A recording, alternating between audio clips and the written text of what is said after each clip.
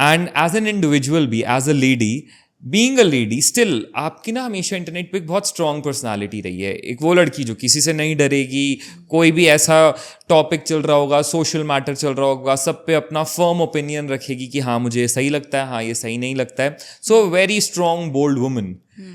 But अक्सर क्या होता है ना, जो इंसान बाहर से इतना स्ट्रॉन्ग, इतना फर्म सबको दिखाई दे रहा होता है, उसके अंदर की जो रियलिटी होती है वो बहुत अलग होती है। बिल्कुल। एंड क्रिएटर्स के लिए तो मैं और ज़्यादा कहूँगा कि हम जो ऑन कैमरा लोगों के सामने लोगों को दिखाई देते हैं, जो लोगों को लगता है कि यार इनकी लाइफ तो बहुत सॉर्टेड है, बहुत स्मूथ है, इनकी ज़िंदगी में सब बहुत अच्छा ही चलता होगा हमेशा, ऐसा होता नहीं है। वी ऑल आर ह्यूमंस, हमारे भी अप्स एंड डाउन्स होते हैं।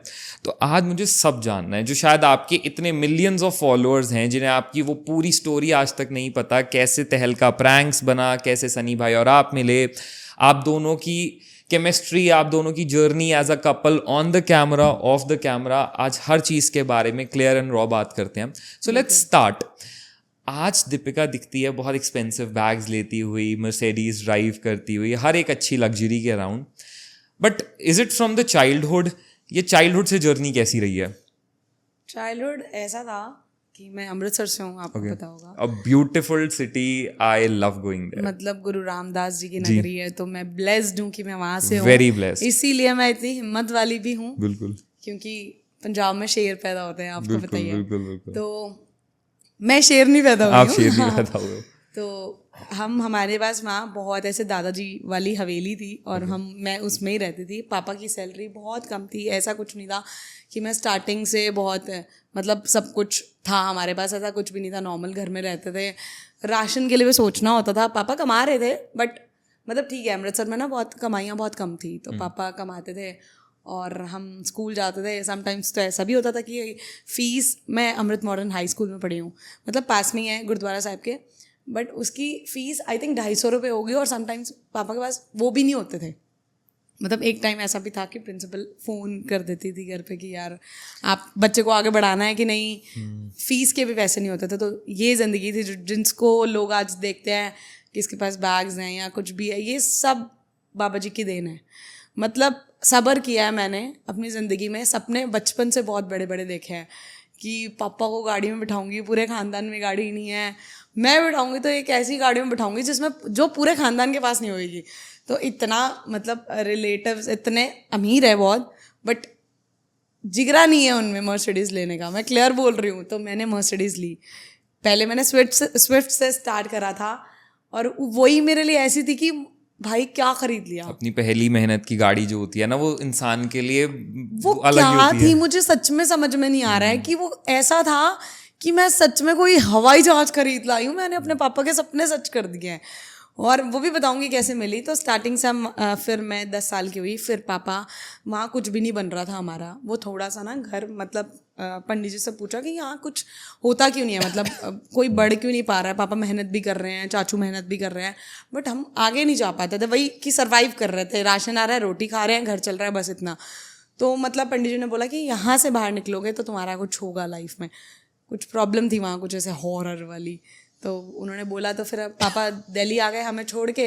मैं बहुत रोई, पापा छोड़ के चले गए, पापा छोड़ के चले गए। बट पापा ने समझाया कि मैं कुछ करने जा रहा हूँ ताकि तुम लोगों को भी एक अच्छी जगह पे रख सकूँ, जो तुम्हें नहीं दिला पा रहा हूँ, शायद वहाँ जाके दिला पाऊँ, मेहनत करूँ, पैसा ज़्यादा आएगा। तो पापा दिल्ली आ गए। फिर कुछ टाइम बाद मतलब पापा ना अपनी मासी के पास रहते थे जी। तो पापा, हम रोज़ फ़ोन करते थे, पापा बुला लो। अब तो पापा को कोई काम ही नहीं मिल रहा था यहाँ पे, क्योंकि हमें इतना कोई जानता नहीं था।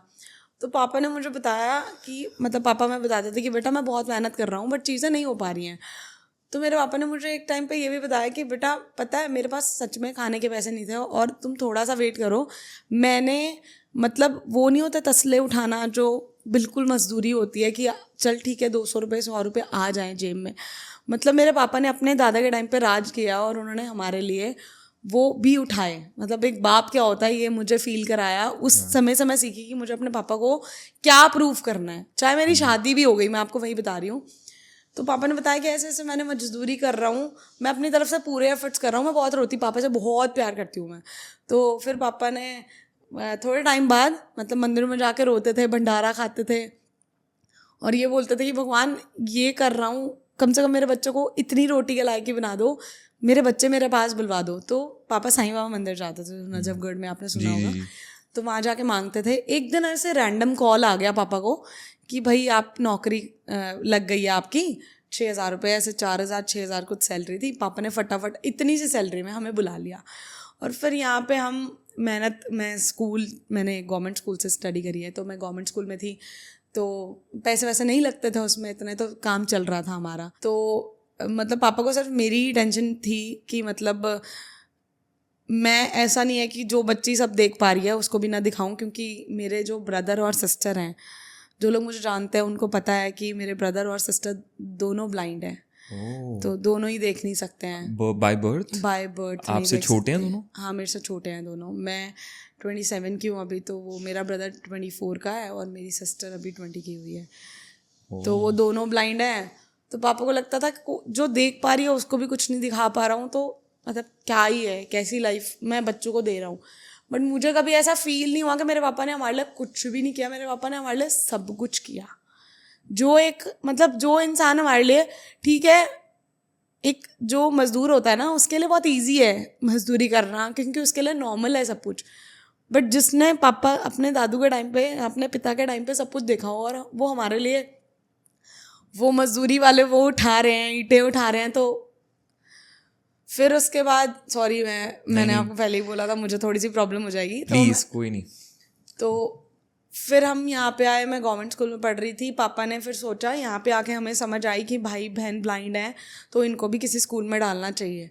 फिर हमें पता चला कि एक ब्लाइंड स्कूल होता है, रामाकृष्ण आश्रम मार्ग में एक स्कूल है, कि हम वहाँ पे उसको मेरे ब्रदर को करवाते हैं, ताकि वो भी अपनी, पापा सोचते हैं कि पता नहीं मैं कब तक आऊँगा, तो ऐसे बच्चे कैसे होगा, मैनेज कैसे करेंगे ज़िंदगी में। तो फिर हमने स्कूल में डलवाया। बट मेरा भाई हर सैटरडे संडे मेरे पापा से एक ही बात कहता था कि पापा आप दीदी को तो घर रख लेते हो, मुझे नहीं रखते क्योंकि मैं देख नहीं सकता, इसलिए ना।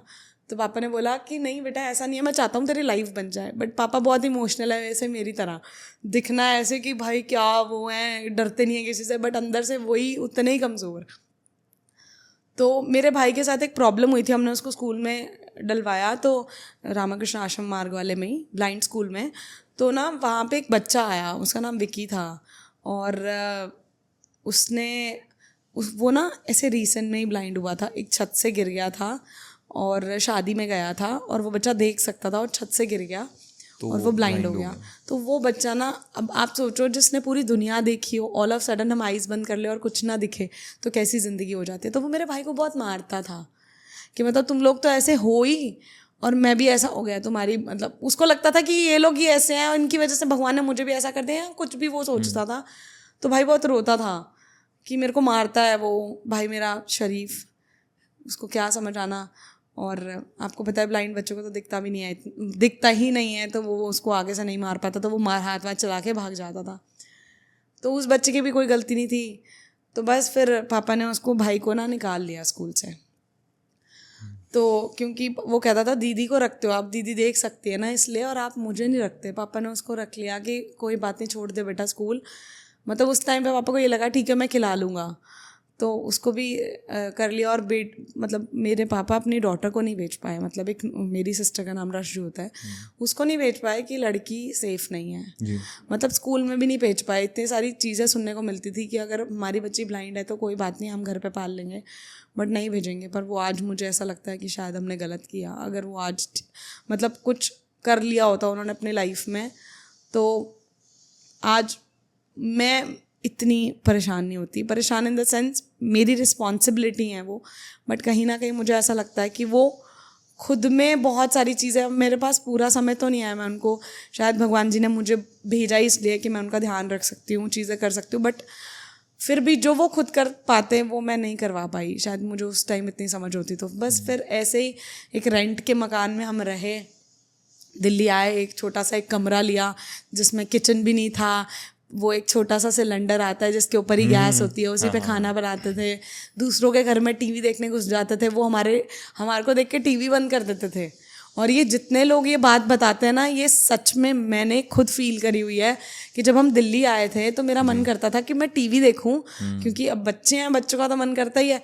लोग टीवी बंद कर देते थे कि हमारे घर में नहीं आए, और हमने वो ज़िंदगी भी जी है। ऐसे गर्मी में बाहर ऐसे चद्दर वद्दर डाल के सोना, ताकि पंखा अंदर, लाइट चली जाती थी, अपने पास कुछ होता नहीं था तो बाहर अपना हवा चले, और ऐसी ज़िंदगी जी। फिर धीरे धीरे जब मैं बड़ी हो गई, मतलब 12th में हुई, फिर मैंने सोचा कि मुझे कुछ अच्छा करना है लाइफ में। मतलब पापा को ना, फिर मेरा मन करता था, मतलब आप समझो एक, मैं ऑब्वियसली बड़ी हो गई तो बहुत सारी चीज़ें, आपको पता है लाइफ में बहुत सारी चीज़ें आती हैं गर्ल्स के, बच्चे बड़े होते हैं तो चेंजेस आते ही हैं। बट मेरे मन में ना एक ही बात थी कि तुझे ना कहीं, तुझे अपनी लाइफ में प्यार नहीं करना है, तुझे मतलब तू कहीं, तेरे को नहीं अलाउ है वो, मतलब तू चाहे कितनी भी फ्रीडम है तेरे घर से, बट तू नहीं कर सकती ऐसा, जस्ट बिकॉज तेरे को इनका ध्यान रखना है। अगर तू कहीं गलत फंस गई ना, अगर एक जगह भी तुझे किसी ऐसे इंसान से प्यार हो गया, जहाँ देखो प्यार होता है उसके बाद इंसान चाहता है शादी करूँगा मैं, और किसी ऐसे इंसान से मैं टकरा गई जो मेरे भाई बहन का ध्यान नहीं रखेगा। देखो मुझसे प्यार करने वाले मिल जाएंगे, लोगों को शक्ल से ही प्यार होता है, चीज़ें होती हैं, ठीक है, बट मुझे लगा कि तुझे ये राइट नहीं है, क्योंकि तेरे घर पे 2 भाई बहन ऐसे हैं कि तू ऐसा नहीं कर सकती। क्योंकि एक इंसान अगर मेरी लाइफ में गलत आ गया तो मेरे भाई बहन की पूरी ज़िंदगी जो मुझ पे डिपेंडेड है वो चली जाएगी। पापा कब तक, अब पापा बूढ़े हो रहे हैं। तो फिर मैंने अपने मन में सोच लिया कि तुझे कुछ करना है, और ऐसा करना है कि जिससे पापा हैप्पी हो जाएं, उनको अपने बूढ़े होने पे कोई ऐसे गिल्ट ना रहे कि भाई बहन को कौन देखेगा। तो मैंने एक बार ट्राई करा, मतलब मुंबई में, ये बहुत पर्सनल बात है मेरी, और मैंने अपनी पूरी लाइफ में किसी के साथ शेयर नहीं करी है। Okay. हाँ, मतलब मैंने अपने हस्बैंड को ये 2-3 साल बाद बताई थी। तो मेरा मन किया कि मैं ना, मुझे ऐसे बहुत मन करता था मैं स्टार बन जाऊँ, कि मतलब मैं बहुत ऐसे पापा मुझे चाहते थे, पापा मुझे स्क्रीन पे देखें। तो एक बार क्या हुआ, मेरी एक फ्रेंड थी, माही नाम था उसका, तो हम बॉम्बे में ना, मैंने कांटेक्ट करवाया किसी से, किसी के थ्रू। तो उन्होंने बोला कि ऐसे ऐसे आपको ऐड मिल गई है, आपको मतलब काम करवाएंगे शो में, आगे काम मिलता रहेगा, आप बॉम्बे आ जाओ। तो मैंने बोला कि सर मैं तो अफोर्ड नहीं कर सकती बॉम्बे आना, बिकॉज फ़्लाइट की टिकट्स एंड ऑल। तो उन्होंने क्या करा, उन्होंने बोला आपको क्या, आप सोच रहे हो आपको फ़्लाइट की टिकट की ज़रूरत थोड़ी ना है, आप इतना मत सोचो, आपको सिर्फ आना है वहाँ पे। तो मैंने बोला हाँ, कहते हैं हम फ़्लाइट के टिकट्स भेज देंगे, आपको इतने पैसे मिलेंगे, आपको इतना सब मिलेगा। मैंने कहा ठीक है, मैं तो हैप्पी। मैंने अपने पापा को सब बताती थी, अच्छा बुरा, जो एक पिता को नहीं बताने वाला है वो भी, क्योंकि मेरी मम्मा बहुत बहुत ऐसी हैं कि वो उन 2 बच्चों में ही रह गई, उन्होंने अपनी ज़िंदगी में कुछ देखा ही नहीं, ऐसी वाली हो गई वो। तो मेरे पापा ही थोड़े से स्मार्ट थे कि पापा को मैं हर बात बताऊँ, ताकि मैं कल को कहीं भी फंस जाऊँ तो अपने पिता को सब बता रखा हो मैंने। तो उन्होंने जैसे ही टिकट्स भेजी, उसके बाद मुझे बोलते हैं कि आपको कॉम्प्रोमाइज़ करना है वहाँ पे, ऐसे बोला उन्होंने। तो ऑनेस्ट बता रही हूँ कि मुझे नहीं पता था कि कॉम्प्रोमाइज़ का मतलब, मैंने समझा कि वहाँ जाके स्ट्रगल करना है। आप समझ रहे हो कि स्ट्रगल करना पड़ेगा, मेहनत करनी पड़ेगी। उसी को बोल रहे हैं कि चीज़ों को तुम मत सोचना कि तुम्हें बहुत आते ही महल मिल जाएंगे। मुझे वो कॉम्प्रोमाइज़ लगा जो मेरे को समझ में आया। तो मैंने बोला हाँ कोई प्रॉब्लम नहीं है, ठीक है, मैं तो मेहनत करना ही चाहती हूँ, मेरे को तो करना ही है आगे लाइफ में, मेरे को तो अपने भाई बहन के लिए कुछ करना ही है। तो आप बिलीव करो कि उसने एक रात पहले ही, जब मेरी नेक्स्ट डे फ्लाइट की टिकट्स थी, उन्होंने बोला कि ये मतलब समझाया मुझे इस चीज़ का। तो मैं ना घबरा गई बहुत ज़्यादा कि ये क्या बोल दिया मुझे, क्योंकि अपना बिल्कुल ध्यान नहीं इस चीज़ में, और मैं डर गई। और मैंने बोला मुझे नहीं आना है, मैं तो बहुत इज्जत से ज़िंदगी जीना चाहती हूँ। मेरे पिता की, हमारे में पंजाबियों में बोलते हैं कि प्यो दी पग नूं कदी दाग नहीं लगना चाहिए, है ना। और मैं उस पे रही, और मतलब किसी ने मुझे सीधा ऐसी बातें बता दी, और मैं मतलब वाहिगुरू जी ने मेरा साथ दिया कि मुझे एक रात पहले पता लग गई, जब मैं बॉम्बे नहीं गई थी। तो उन्होंने बोला तूने खुद अपने मुंह से एग्री किया हुआ है, अगर तूने किसी भी चीज़ से मना करा ना अब, और तू कल नहीं आई, तो तेरे पापा को वो रिकॉर्डिंग्स भेजूंगा कि आपकी लड़की ने सब कुछ हाँ बोला हुआ है। मैंने बोला ऐसे कैसे, मतलब मेरे अंदर कोई डर ही नहीं, क्योंकि मैं पापा को, अदरवाइज कोई अदर लड़की होती जिसने अपने पिता को नहीं बताया होता, और वो आई थिंक वो सुसाइड कर लेती कि यार मैंने इतनी बड़ी चीज़ों को हाँ बोल दिया है, इतनी सारी चीज़ें। मैंने बोला आप मेरे पापा को क्या बोलोगे, मैं बताती हूँ अपने पापा को। वहाँ से मेरी ज़िंदगी में डर ख़त्म हुआ था कि दुनिया बहुत गंदी है, सपने दिखाती है कि तुम्हें ये मिल जाएगा, तुम्हें वो, और एंड में लोग सिर्फ लड़की का यूज़ करना चाहते हैं। तो मैंने कहा मैं नहीं डर रही हूँ इस चीज़ से, तू मेरे पापा को मत बता भाई, मैं बता चुकी हूँ अपने पापा को। तो फिर उस दिन के बाद मैंने सोच लिया मुझे करना ही नहीं है ये वाली चीज़ें, क्योंकि लोग इतने गंदे हैं, लोगों को लगता है सीधा कि ये एक लड़की है तो ये इसका बस यूज़ होगा और इसको पागल बना दिया जाएगा। फिर मैंने कहा मेरे को ये लाइन में ही नहीं करना है। फिर मैं एक छोटी सी जॉब में लग गई। तो जॉब मतलब ऐसा था कि हमारे नॉन थे, जीएम थे वहाँ के, उनकी 2 बेटियाँ थे, वो मुझे बहुत प्यार करते थे। तो उन्होंने बोला बेटा तू यहाँ रियल एस्टेट कंपनी में मुझे बिठाया अपने साथ कि तू सीख काम और तू आगे अपना फ्यूचर बनाइयो। तो मैं वहाँ जॉब करने लगी। तो उसके बाद फिर सनी की एंट्री होती है, तो आपको